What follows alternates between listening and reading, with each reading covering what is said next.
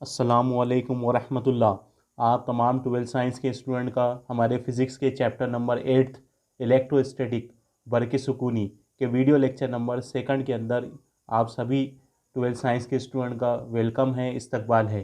Previous video lecture के अंदर हमने चैप्टर 8 स्टार्ट किए थे, जिसमें हमने अप्लीकेशन ऑफ गॉस लॉ देख रहे थे, यानी गॉस लॉ की मदद से गॉस लॉ के हम इत्तिलाक देख रहे थे। गॉस लॉ की मदद से हमने एक कुर्रवी सतह, अगर कुर्रवी शक्ल का अगर हमारे पास में कोई बॉडी है, क्लोज बॉडी है, तब उसके अतराफ जो बरक़ी मैदान तैयार होता है, तब उसकी जो इलेक्ट्रिक इंटेंसिटी होती है, बरक़ी शिद्दत होती है, तो उसके लिए हमने ज़ाब्ता ख़ास किया था। फिर दूसरे क्वेश्चन में हमने गॉस के कानून का इस्तेमाल करते हुए एक इंतहाई तवील तार जो कि इस्तिवानानुमा शक्ल का था, उसके अतराफ तैयार होने वाले बरक़ी मैदान की बरक़ी शिद्दत के लिए हमने बरक़ी शिद्दत या बरक़ी हद्दत के लिए हमने वहाँ पर दूसरे क्वेश्चन में हमने फार्मूला अखज़ किया था।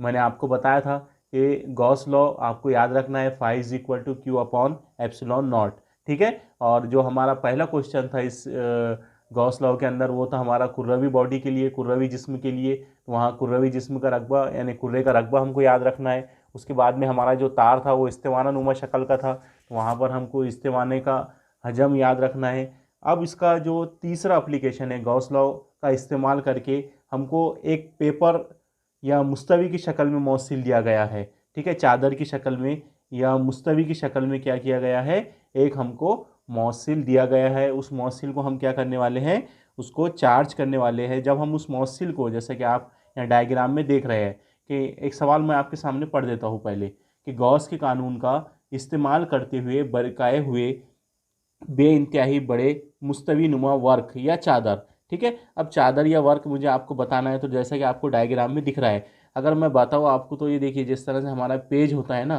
पेज, इसी को कहा जाता है मुस्तवी नुमा वर्क या चादर। तो ये एक ऐसा वर्क है, जैसा आपने पेज दो देखते हैं, हमारा रजिस्टर के अंदर का जो पेज होता है, इसी को हम यहाँ पर क्या कंसिडर कर सकते हैं, मुस्तवी नुमा हम वर्क कंसिडर कर सकते हैं, या इसको हम चादर कंसिडर कर सकते हैं। और ये ऐसी चादर है, इसका जो एरिया है या इसकी जो लेंथ है वो इनफाइनाइट है, लामहदूद है, ठीक है। जब हम इस चादर को, यानी ये कागज़ को इस तरह से, ये हमारी चादर है समझ लो, डायग्राम के अंदर जो दिख रही है आपको ये वाली, तो ये हमारी क्या है, चादर है, जो कि इनफाइनाइट है, ठीक है, इंतहाई बड़े मुस्तवी नुमा वर्क की शक्ल में है। तब जब हम इसको बरकी बार से बरकाएंगे, अगर हम इसको बरकी बार से बरकाएंगे तो क्या होगा, इसकी सतह पर क्या हो जाएंगे, बरकी बार आ जाएंगे, ठीक है। बरकी बार आ जाएंगे तो इसकी दो साइड रहेंगी, इधर से भी बरकी बार होंगे इसके सरफेस पर, इधर से भी इसके सरफेस पर क्या होंगे, बरकी बार होंगे। तो दोनों साइड में क्या होंगे, बरकी बार होंगे। जब दोनों साइड में बरकी बार होंगे तो जाहिर सी बात है उनके अतराफ में बरकी मैदान तैयार होगा।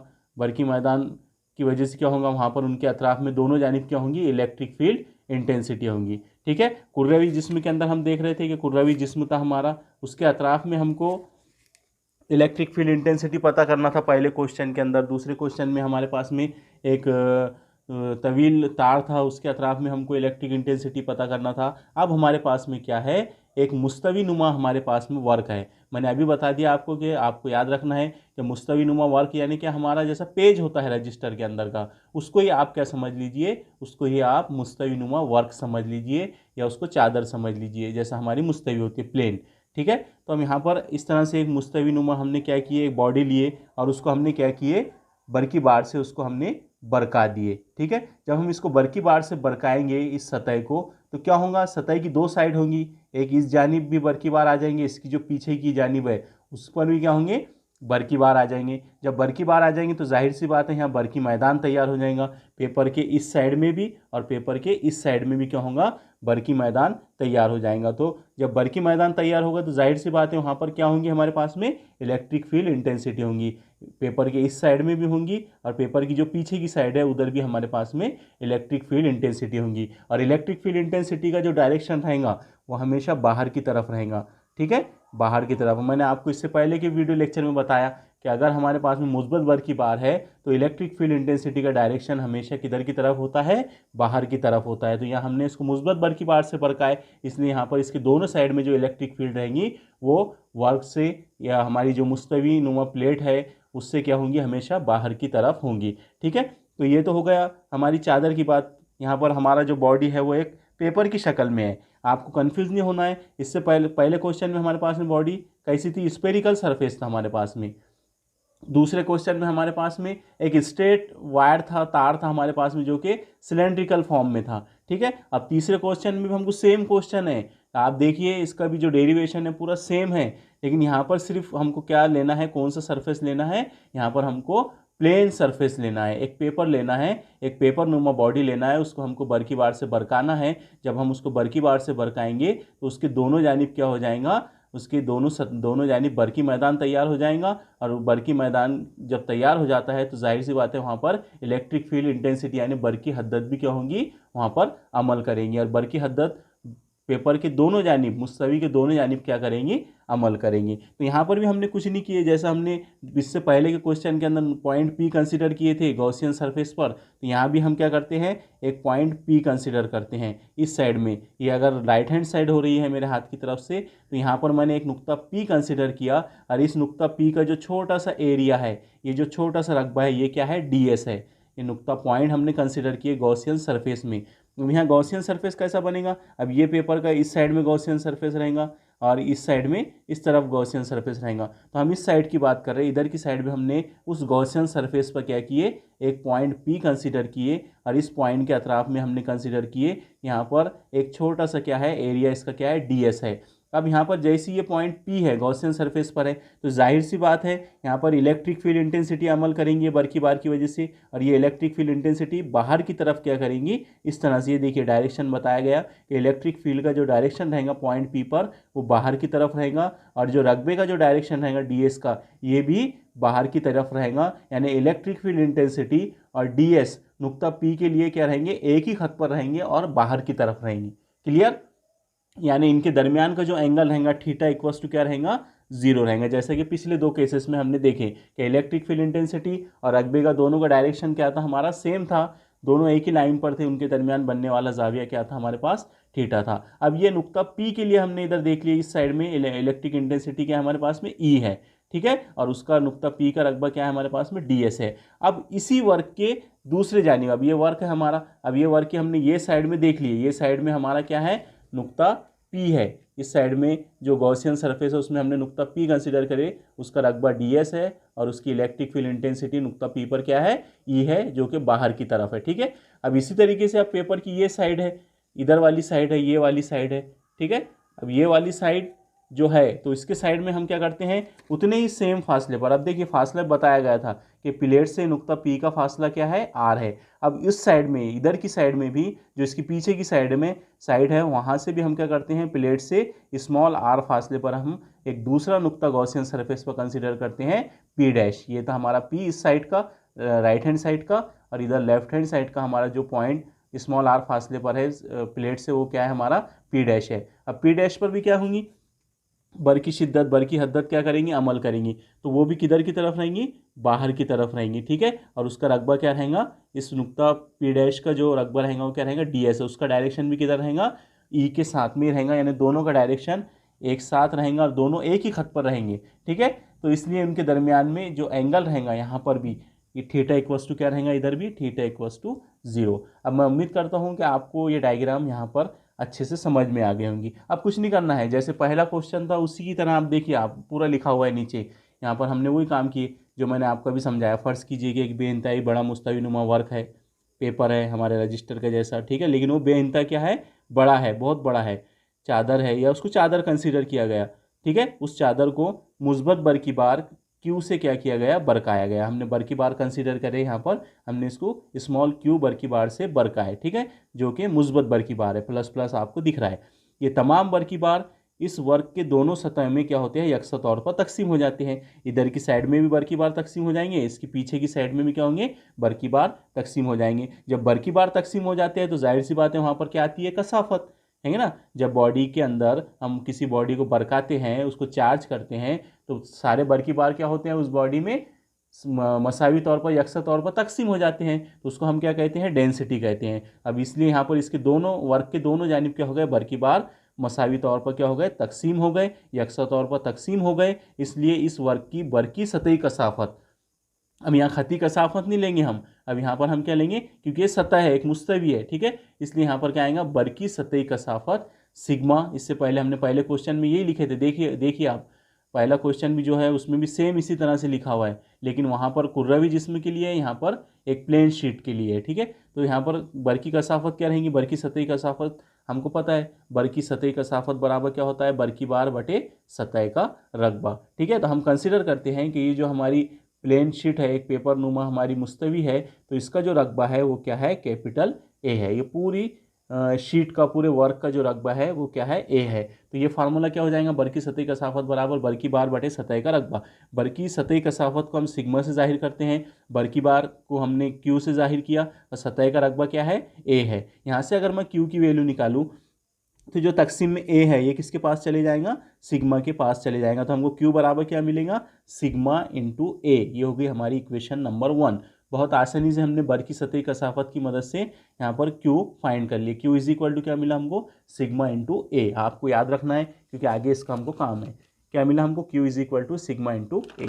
चलिए अब किसकी मदद से हम फाइंड करने वाले हैं, इलेक्ट्रिक फील्ड इंटेंसिटी, गॉस के कानून की मदद से। हर बार हम यही काम कर रहे हैं। आप देखिए पिछले क्वेश्चन में, वहाँ पर हम जैसी वो काम हो जाता है, हमारी क्यू की वैल्यू निकलती है, तो हम क्या करते हैं, गॉस के कानून का इस्तेमाल करते हैं। गॉस का कानून क्या होता है, electric flux is equal to क्या होता है, क्यू अपॉन एप्सिलॉन नॉट, है क्या नहीं। क्योंकि यहाँ पर के की वैल्यू ने A1 होती है, क्योंकि ये हवा या खला में हम क्या करते हैं, इस मॉसिल को कंसिडर करते हैं। इसलिए गॉस के कानून के मुताबिक क्या हो जाएगा, गॉस लॉ के मुताबिक phi is equal to electric flux is equal to Q upon epsilon naught. अब देखिए यहाँ पर क्यू है, और क्यू की वैल्यू हमको अभी देखिए हमने क्या थी, सिग्मा इंटू क्या थी, देख लेते हैं, सिग्मा इंटू ए क्या थी, सिग्मा इंटू ए।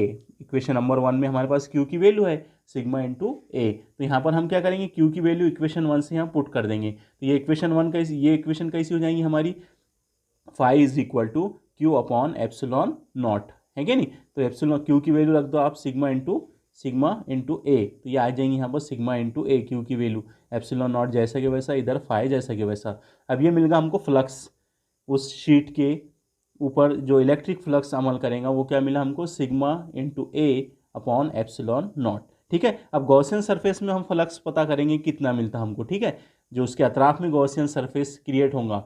हमने यहाँ जैसा 2 क्वेश्चन के अंदर रेड पेन से आपको गॉसियन सरफेस बताए थे, लेकिन जहाँ पर नुक्ता पी इस साइड में है, इधर पी डैश है, तो वो गॉसियन सरफेस पर ही है, ठीक है। तो अब वो गॉसियन सरफेस पर कितना फ्लक्स है हमको वो फाइंड करना है पहले की तरह। तो देखिए यहाँ पर हमने कुछ लिखा है कि फ़र्ज़ कीजिए कि इस वर्ग की एक जानिब स्मॉल आर फासले पर एक नुक्ता पी है, मैंने आपको बता दिया, और दूसरी जानिब स्मॉल आर फासले पर दूसरा नुक्ता पी डैश है। क्लियर, डायग्राम में देखिए आप, वर्ग के इस साइड में पी है और इस साइड में क्या है, पी डैश है, और उनका जो फासला है वो सेम है, स्मॉल आर, ठीक है। तब पी और पी डैश का बरकी निफास दर्जा झैल होगा। अब पेपर की 2 साइड होती है, तो हमको मालूम है बरकी निफास बराबर क्या होता है, फाई इज इक्वल टू क्या होता है, इलेक्ट्रिक फील्ड इंटेंसिटी उस पॉइंट पर, ठीक है, और उस पॉइंट का रकबा, इन दोनों का जो डॉट प्रोडक्ट होता है वो क्या होता है, हमारा इलेक्ट्रिक फ्लक्स होता है। अब पेपर की इस साइड में नुक्ता पी है और इस साइड में नुक्ता पी डैश है। अब यहाँ पर जो फ्लक्स मिलेगा हमको उस शीट के अतराफ में पी और पी डैश के लिए जो फ्लक्स मिलेगा अब क्या रहेगा, flux, total flux is equal to P and P dash के लिए देख रहे हैं हम, स्पेशल पी के लिए नहीं देख रहे। अगर पी के लिए देखते थे तो ये लिखा हुआ है यहाँ पर, ठीक है। अब हमको किसके लिए देखना है, एक साथ पी के और पी डैश के लिए देखना है। तो ये जो फ्लक्स होगा पी का और पी डैश का, ये इज इक्वल टू होगा, यही फार्मूला लिखा हुआ है, ई इंटू डी एस, ठीक है, ई इंटू डी एस। तो ये किसके लिए, पॉइंट पी के लिए, प्लस ई इंटू डी एस, ये किसके लिए फ्लक्स है, पी डैश के लिए फ्लक्स है। तो यहाँ पर जो फ्लक्स रहेगा पी और पी डैश का वो क्या हो जाएगा, ई इंटू डी एस, ये पॉइंट पी के लिए फ्लक्स हो गया, प्लस ई इंटू डी एस, ये पी डैश के लिए क्या हो गया, फ्लक्स, ठीक है। हमने लिख दिया कि ये पी का फ्लक्स है प्लस ये पी डैश का फ्लक्स है। तो हमने पी और पी डैश के लिए अभी फ्लक्स निकाल लिए, ठीक है। अब यहाँ पर ये देखिए कॉस के पास में ये पी लिख रहा है, आप बड़ा पी नहीं बना सकते, ये कॉस के पास में आपको छोटा सा पी लिखना है और इधर आपको पी डैश लिखना है। ये पी और पी डैश ये बता रहे हैं कि ये पी का फ्लक्स है और ये पी डैश का फ्लक्स है, और हमने जो फ्लक्स पता किए वो पी और पी डैश का दोनों का हमने फ्लक्स मजमूई तौर पर निकाले। तो यहाँ पर फाई इज इक्वल टू क्या आ जाएगा, पी का फ्लक्स प्लस पी डैश का फ्लक्स, ठीक है। तो इस तरह से हमारा क्या होगा, ये पी और पी डैश का फ्लक्स हमको यहाँ पर मिल जाएगा। अब क्या करना है हमको, अब इस तरह से हमारा पेपर है, पेज है, इसकी इस साइड में इसकी दो साइड है, इधर की साइड में हमने एक पॉइंट का एक पी कंसिडर किए थे, पी पॉइंट, इधर की साइड में एक पी डैश पॉइंट हमने क्या किए थे, इस पेपर के कंसिडर किए थे। अगर मुझे इस तरफ अब एक पॉइंट थोड़ी है, इधर गॉसियन सरफेस में बहुत सारे पॉइंट हैं, ठीक है, और इधर की साइड में भी क्या है, बहुत सारे पॉइंट हैं। तो अगर मुझे उनके लिए अगर फ्लक्स पता करना हो तो क्या करूँ मैं, उसके लिए मैं इंटीग्रेशन का क्या करूँगा, इस्तेमाल करूँगा। ये सिर्फ पी और पी डैश का टोटल फ्लक्स है। मुझे पूरे सरफेस के, ये जो हमारी चादर है, हमारा जो पेपर है, जो हमारी मुस्तवी है, उसकी इस तरफ जो गॉसियन सरफेस है और इस तरफ की जो गॉसियन सरफेस है, उनका कुल अगर मुझे फ्लक्स निकालना हो तो मैं क्या करूँगा, उसको इंटीग्रेशन लगा दूंगा। यानी ये वाली जो टर्म है इसको हम क्या करेंगे, इंटीग्रेशन लगा देंगे। तो ये इंटीग्रेशन लग गया तो ये कुल के लिए आ गया, पूरे सतह के लिए जो फ्लक्स रहेगा वो क्या रहेगा हमारा, इसको हम इंटीग्रेशन लगा देंगे। तो यहाँ देखिए इस इक्वेशन में भी हम जो पॉइंट पी की साइड है, इस तरफ की जो साइड है, उस साइड में भी हमने इंटीग्रेशन लगा दिए, और पी डैश की जो साइड है, उधर की जितने पॉइंट है गॉसियन सरफेस की, उनकी अगर हमको फ्लक्स पता करना है तो उधर भी हमने क्या कर दिए, वहाँ पर हमने इंटीग्रेशन लगा दिए। ठीक है, आ गया इतना समझ में आपको। ये पॉइंट पी और पी डैश के लिए टोटल फ्लक्स था, ये इस साइड राइट हैंड साइड का टोटल फ्लक्स, और ये लेफ्ट हैंड साइड का क्या है, टोटल फ्लक्स है। इन दोनों का मजमूआ हमारा क्या रहेगा, हमारी जो सतह है उसका कुल फ्लक्स रहेगा। कुल फ्लक्स इज इक्वल टू रहेगा राइट हैंड साइड की तरफ का कुल flux plus left hand side का कुल फ्लक्स इज इक्वल टू क्या रहेगा, टोटल फ्लक्स। ठीक है, तो ये हम इसको नाम दे देते हैं इक्वेशन 3। अब देखिए अभी हमने अब आपको बताया कि जो ई है, इलेक्ट्रिक फील्ड इंटेंसिटी, दोनों डायग्राम में देखिए आप, दोनों साइड में ई और डी एस दोनों एक ही खत पर है, इसलिए उनके दरमियान जाविया कितने का रहेगा, 0 डिग्री का रहेगा। तो theta is equal to 0, cos 0 क्या हो जाएगा, 1 हो जाएगा। उसको हम लिखने की वहाँ पर हमको ज़रूरत नहीं है, लेकिन मैंने आगे लिख दिया हुआ आपका कन्फ्यूज़न दूर करने के लिए। तो देखिए यहाँ पर ये फार्मूले को हम अब कंसिडर करते हैं कि हमने इसको इंटीग्रेशन लगा दिए, फाई ई को, ई इसलिए लिख रहा हूँ मैं यहाँ पर कि ये इंटीग्रेशन और फाई अलग अलग है। ठीक है, ये फाई हमारा फ्लक्स है और ये इंटीग्रेशन हम जमा के लिए लगा रहे हैं, टोटल के लिए लगा रहे हैं। ठीक है, तो आपने कंफ्यूज नहीं होना कि ये भी फाई करके, ये फाई है, इलेक्ट्रिक फ्लक्स है ये। ठीक है, और ये इंटीग्रेशन है, ये इंटीग्रेशन है, ये इंटीग्रेशन है, ये भी इंटीग्रेशन का साइन है। ठीक है, फ्लक्स के लिए मैं सीधी लकीर खींचता हूँ सर्कल के दरमियान से। ठीक है, तो देखिए यहाँ इलेक्ट्रिक फ्लक्स मैंने लिखा हो, तो इलेक्ट्रिक फ्लक्स होगा, टोटल इलेक्ट्रिक फ्लक्स हमको मिल गया फाई ई। तो इधर हम यहाँ इसको इस तरह से लिख सकते हैं, इंटीग्रेशन ई into D S cos theta, इसको ऐसे लिख सकते हैं हम, इंटीग्रेशन ई into D S cos theta. Same लिखा हुआ है, सिर्फ कॉस थीटा क्या कर दिया हमने, ऐड कर दिया। अब कॉस थीटा क्या हो रहा है हमारा, 1 हो रहा है। अभी देखिए हमने कॉस 0 क्या होता है, 1 होता है। तो यहाँ पर यही टर्म हमारी डबल से यहाँ आ जा रही, देखिए इक्वेशन 3 यहाँ पर डबल से आ जा रही है। ठीक है, तो ये total flux is equal to integration of E into D S point P के लिए, फिर plus integration of E into D S point P dash के लिए। ठीक है, तो आप देखिए इलेक्ट्रिक फील्ड इंटेंसिटी कैसी रहेंगी, इस साइड में भी वर्क के, इस सतह के इस साइड में भी और इस साइड में भी जो गॉसियन सरफेस रहेगा वहाँ पर इलेक्ट्रिक फील्ड इंटेंसिटी कैसे रहेंगी, हर नुक्ते पर कैसी रहेंगी, सेम रहेंगी। इसलिए हम यहाँ लिख सकते हैं कि ई इज़ कांस्टेंट। आप तीनों क्वेश्चन में देखिए गॉस लॉ का जहाँ इस्तेमाल करके हम बल की शिद्दत पता कर रहे हैं, हमेशा इलेक्ट्रिक फील्ड उन तीनों बॉडी के लिए हमको कांस्टेंट ही मिल रही है। अब कांस्टेंट है इलेक्ट्रिक फील्ड ये भी और ये भी, तो हम इसको क्या कर लेंगे, इंटीग्रेशन से हम इसको बाहर निकाल देंगे। ठीक है, तो देखिए आ गया, इंटीग्रेशन से हमने क्या किया, उसको बाहर निकाल दिए, ई को, ये निकल गई इंटीग्रेशन से बाहर। ठीक है, ये ई भी क्या होगा, इंटीग्रेशन से बाहर निकल गया। ठीक है, अब इंटीग्रेशन ऑफ डी एस क्या है, ये सिर्फ पॉइंट पी का रकबा था और ये पॉइंट डी एस का रकबा था। अब इंटीग्रेशन लगा हुआ है तो ये रकबे के डी एस के सामने जो इंटीग्रेशन लगा हुआ है तो क्या जाहिर कर रहा कि पूरा रकबा क्या है, पूरी सतह का रकबा क्या है। डीएस बोले तो सिर्फ पॉइंट पी के लिए, इंटीग्रेशन लग गया तो पूरी सतह का रकबा क्या कंसीडर करे थे हमने, ए। तो हम यहाँ पर इंटीग्रेशन ऑफ डीएस की जगह क्या लिख सकते, ए। तो यहाँ पर इंटीग्रेशन ऑफ डीएस की जगह आ जाएगा ए, ई पहले से था यहाँ पर, ई यहाँ पर ये आ गया इसका पूरा एरिया ए। ठीक है, प्लस ई, और ये भी इंटीग्रेशन ऑफ डीएस बोले तो पूरा रकबा क्या है हमारा, ए है। ठीक है, तो ये हो गया हमारे पास में ई ए प्लस ई ए प्लस ई ए क्या हो जाएगा हमारा 2EA। यानी अब फ्लक्स क्या मिला हमको गॉसियन सरफेस के लिए, 2EA। अब इक्वेशन 4, ठीक है, और इक्वेशन 2, मसावत नंबर 2 और मसावत 4 का मुआवजा करो तो ये भी फाई है इक्वेशन नंबर 4, और इक्वेशन नंबर 2 भी देखिए ये भी फाई है। तो हम इनका दोनों का मुआवजा करेंगे तो इन दोनों को हम इक्वल कर सकते हैं, इक्वेशन 2 और इक्वेशन 4 को। तो इक्वेशन 4 की लेफ्ट हैंड साइड में क्या है, फाई की value 2EA is equal to equation 2 के लेफ्ट हैंड साइड में क्या है, फाई की वैल्यू सिग्मा इंटू ए अपॉन एप्सिलॉन नॉट। ठीक है, अब देखिए यहाँ से हमको इलेक्ट्रिक फील्ड इंटेंसिटी के लिए फार्मूला निकालना था, तो ई को यहाँ रखेंगे हम, बाकी सबको जो ये ज़रा वाले 2A ये कहाँ चले जाएंगे, तकसीम में। ठीक है, ए से ए क्या हो गया, कैंसिल हो गया, तो बचा क्या यहाँ सिग्मा अपॉन 2 एप्सिलॉन नॉट। ठीक है, ये मिल गया हमको उस तवील इंतहाई मुस्तवीनुमा वर्क के अतराफ जो इलेक्ट्रिक फील्ड इंटेंसिटी रहेंगी वो क्या रहेंगी, E is equal to sigma upon 2 epsilon naught. अगर वही वर्क अगर हवा या खला के अलावा अगर किसी दूसरे वास्ते में रखा हुआ हो, दूसरे मीडियम में हो, तो इस फार्मूले में क्या ऐड हो जाएगा, के ऐड हो जाएगा।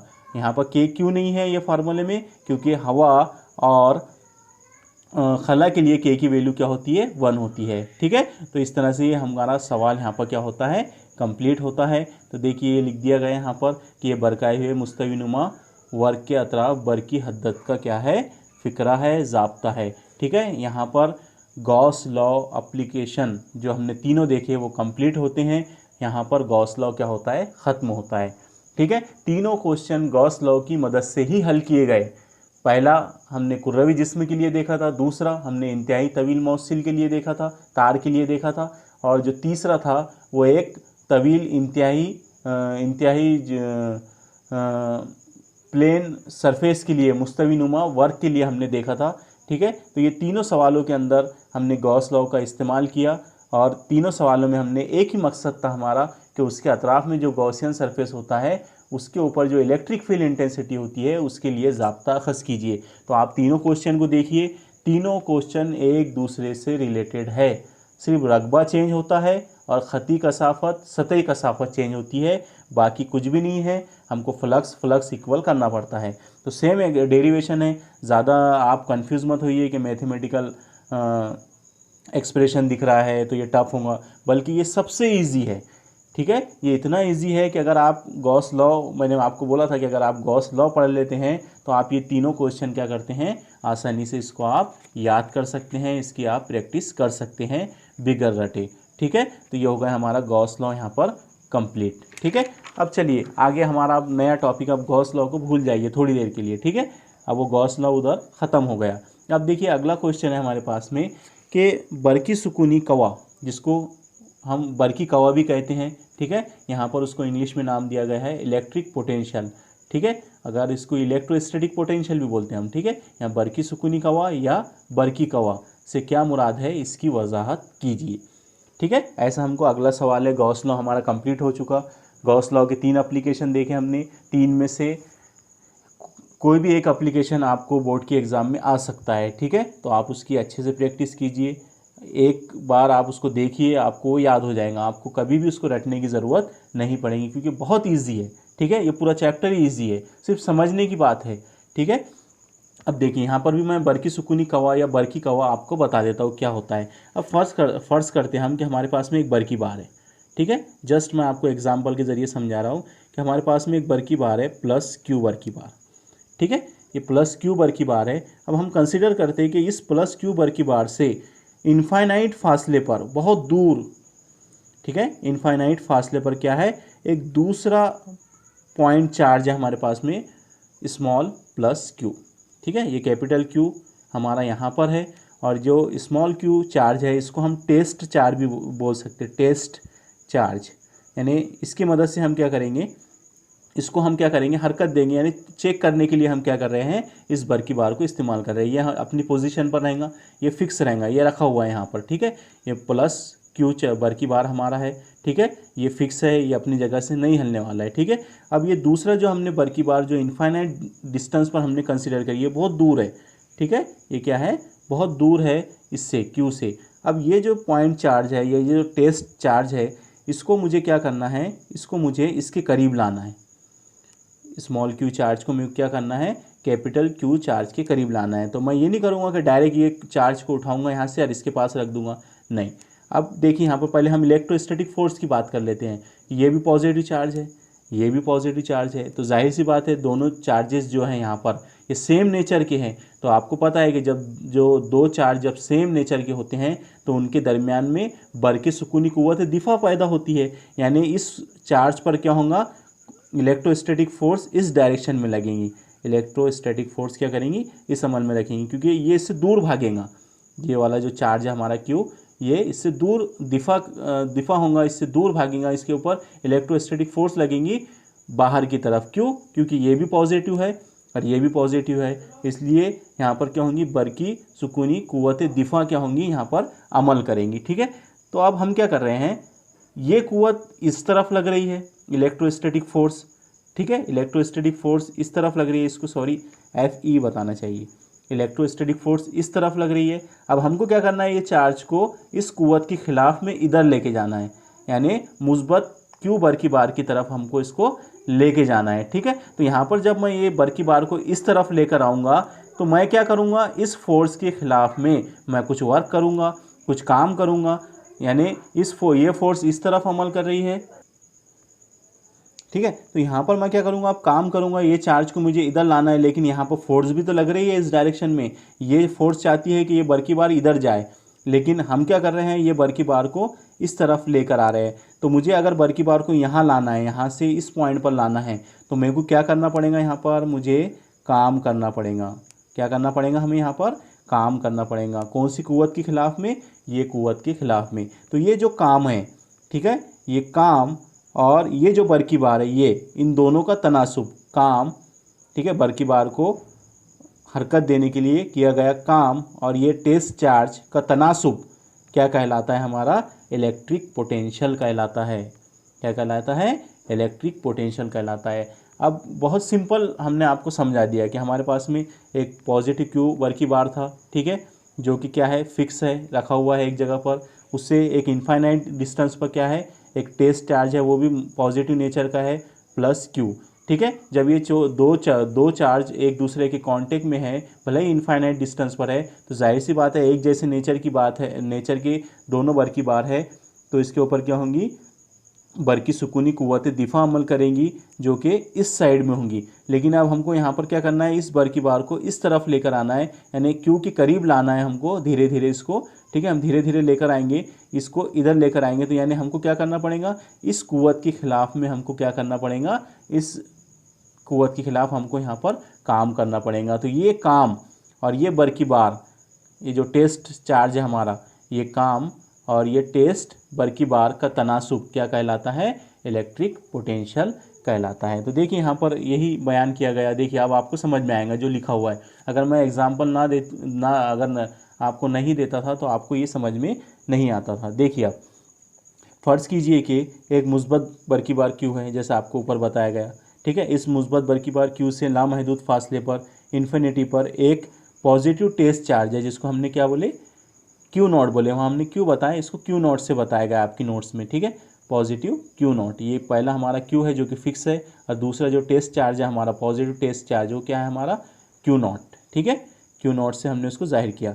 इस क्यू नॉट को लामहदूद फासले से उठाकर धीरे धीरे मुस्बत बरक़ी बार प्लस क्यू के करीब लाने के दौरान कुछ काम करना पड़ेगा। ठीक है, इस दौरान किए गया काम, ठीक है, इस दौरान किया गया काम और टेस्ट चार्ज, उसको उर्दू में कहा जाता है जांच बरक़ी बार। अब जांच बरक़ी बार में आप कंफ्यूज हो सकते हैं, इसलिए मैं बार बार क्या कर रहा हूँ, टेस्ट चार्ज। ठीक है, तो यहाँ पर मैंने आपको डिफिनेशन ऊपर ही बता दिया इसकी।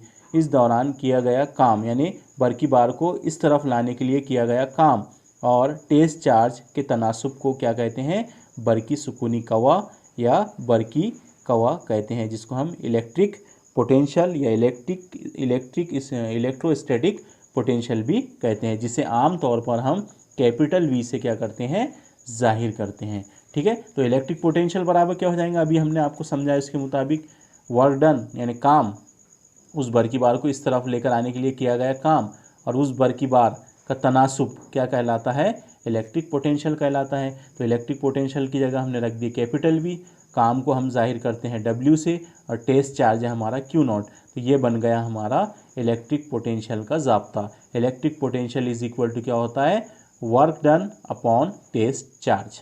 ठीक है, आपको कुछ नहीं याद रखना है, बस ये याद रखना है कि एक पॉजिटिव क्यू बरकी बार था, उससे लामहदूद फासले पर एक टेस्ट चार्ज था, उस टेस्ट चार्ज के ऊपर क्या हो रही है, बरकी सुकूनी कुव्वत दिफा अमल कर रही है, अपोजिट आगे की तरफ वो जाना चाहता है बाहर की तरफ, लेकिन हम क्या कर रहे हैं, उस टेस्ट चार्ज को हम पॉजिटिव क्यू चार्ज की तरफ लेकर आ रहे हैं। अब उसको लेकर आ रहे हैं तो हम उस कुव्वत के खिलाफ में क्या कर रहे हैं, वहाँ पर काम कर रहे हैं। तो ये काम और वो बरकी बार का तनासुब क्या कहलाता है, हमारा इलेक्ट्रिक पोटेंशियल कहलाता है, जिसको हम कैपिटल वी से जाहिर करते हैं। अब इसका ऐसा यूनिट बताया गया, वर्क का यूनिट जूल होता है और बरकी बार का यूनिट कोलम होता है। तो जूल पर कोलम क्या होता है, ऐसा निज़ाम में इसका यूनिट होता है, या फिर जूल पर कोलम को हम वोल्ट भी कह सकते हैं। इसका यहाँ पर डायमेंशन भी बताया गया आपको, L2 M1 T-3 I-1। ठीक है, यहाँ पर LMT तो है ही, जैसा हमारा मैकेनिकल फिजिक्स में होता है। अब यहाँ पर इलेक्ट्रिसिटी है, करंट है, तो करंट भी जो है हमारी वो एक फंडामेंटल फिजिकल क्वांटिटी है, इसलिए हम यहाँ पर I को भी क्या करेंगे, प्रेजेंट करेंगे, क्योंकि I की भी हमारे पास में देखिए वैल्यू है -1। अब ये कैसे आया डायमेंशन, कैसे ही बात आया, तो यहाँ पर हमने जस्ट आपको देखने के लिए, सिर्फ आपको ये याद रखने के लिए या समझने के लिए लिखा गया है कि वोल्ट इज इक्वल टू क्या होता है, जूल पर कोलम। जूल बराबर होता है किलोग्राम मीटर स्क्वायर पर सेकंड स्क्वायर, और कोलम इज इक्वल टू होता है एम्पियर इंटू सेकंड। ठीक है, तो ये एस इसके नीचे आ गया तो ये एस क्यूब हो गया, ए पहले से नीचे था एम्पियर, ये एरिया नहीं है, ठीक है, यूनिट की बात कर रहे हैं हम, ये एम्पियर, ऊपर है किलोग्राम मीटर क्यूब। तो इसके मुताबिक ये बात मिली हमको L2 M1 T-3 I-1। तो ये हो गया हमारा यहाँ पर बरकी सुकूनी कवा या बरकी कवा, जिसको हम इलेक्ट्रिक पोटेंशियल कहते हैं। इलेक्ट्रिक पोटेंशियल यानी क्या, बरकी बार को हरकत देने के लिए किया गया काम, और उस बरकी बार, अब कौन सा बरकी बार बोलना पड़ेगा हमको, बार बार यहाँ पर टेस्ट चार्ज, ठीक है, उस टेस्ट चार्ज को पॉजिटिव क्यू चार्ज की तरफ लाने के लिए किया गया काम, और उस टेस्ट चार्ज का जो तनासुब होता है वो क्या कहलाता है, हमारा इलेक्ट्रिक पोटेंशियल कहलाता है, जिसको हम कैपिटल वी से जाहिर करते हैं। तो उम्मीद करता हूँ मैं कि आज का जो हमारा वीडियो लेक्चर है वो आपको समझ में आया होगा। ठीक है, और यहाँ पर हमारा गॉस लॉ भी इस वीडियो लेक्चर में कंप्लीट हो चुका है, और हमने अभी इलेक्ट्रिक पोटेंशियल क्या किए हैं, स्टार्ट किए हैं। अगले वीडियो लेक्चर के अंदर इंशाल्लाह हम बरकी सुकूनी तवानाई बिल कवा यानी इलेक्ट्रिक पोटेंशियल एनर्जी की हम क्या करेंगे, बात करेंगे कि इलेक्ट्रिक पोटेंशियल एनर्जी किसे कहते हैं, उसके लिए हम ज़ाब्ता अख़ज़ करेंगे। ठीक है, आप नोट्स को देखिए, समझिए, ठीक है, इस वीडियो लेक्चर को देखिए, तो आप देखेंगे कि बहुत इजी है, रटने का काम ही नहीं है कुछ भी। ठीक है, छोटी छोटी डेफिनेशन है, कंसेप्ट है, उसको समझिए, तब आप क्या कर सकते हैं, इन तमाम सवालात को आसानी से याद कर सकते हैं, इसकी प्रैक्टिस कर सकते हैं। तो आज के लिए इतना ही। खुदा हाफिज़, थैंक्स।